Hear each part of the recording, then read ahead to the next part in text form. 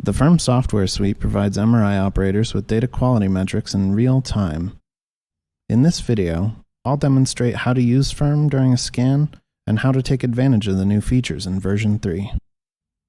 Before I get started, I need to make some settings adjustments.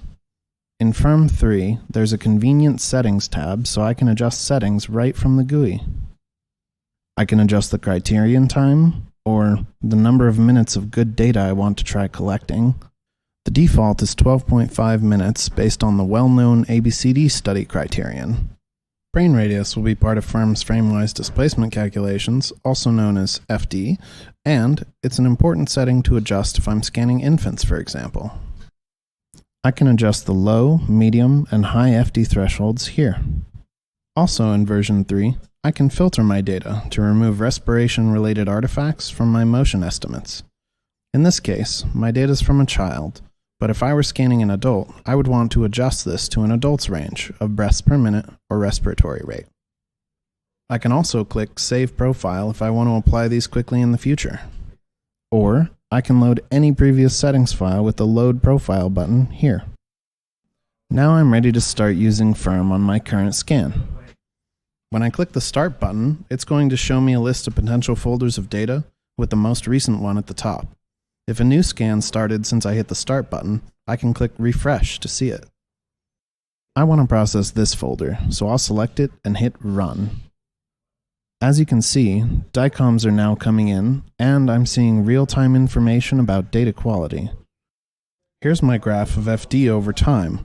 For each DICOM, I can see whether it falls under the low, medium, or high threshold, and it's also easy to see trends over time. This is the summary table, which shows us information about each series. And here's the predicted duration to scan criteria table. Based on how things have gone so far, I'll see a prediction here of how long I'll have to keep scanning to get my criterion for each FD threshold from the settings. Here's the collected low movement frames table, which shows me information about data quality over the entire session. For each threshold, it'll show me my total good time and frames. Finally, I've got my graph of progress to criteria, which makes it easy to see how close I am to my target time for each FD threshold. After I've scanned for a while, these features become even more useful. Now I'm in the middle of scanning. Now that I have some more data, let's see how much of a difference the filter makes. By default, the FD graph only shows the last 5 minutes, but I want to see how the whole scan is gone, so I'll change it to all data. Now let's apply the filter. If one of the series didn't go well, and I want to exclude it from FIRMM's charts and predictions, I can just uncheck the box next to that series on the summary table. Okay, now I've finished scanning.